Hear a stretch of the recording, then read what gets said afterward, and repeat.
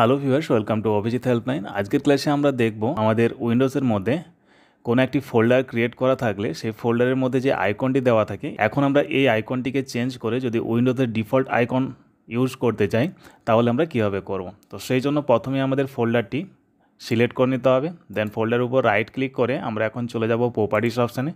Properties option থেকে আমরা চলে যাব কাস্টমাইজ অপশানে। কাস্টমাইজ অপশানে আসার পর এখন আমরা চলে যাব চেঞ্জ আইকন অপশানে। চেঞ্জ আইকন অপশানে আসার পর এখন আমরা রেস্টোর ডিফল্ট নামে একটি অপশান পাবো। এখানে আমরা যদি এর উপরে ক্লিক করি, ক্লিক করলে আমরা দেখতে পাবো আমাদের এখানে আইকনটি চেঞ্জ হয়ে গেছে।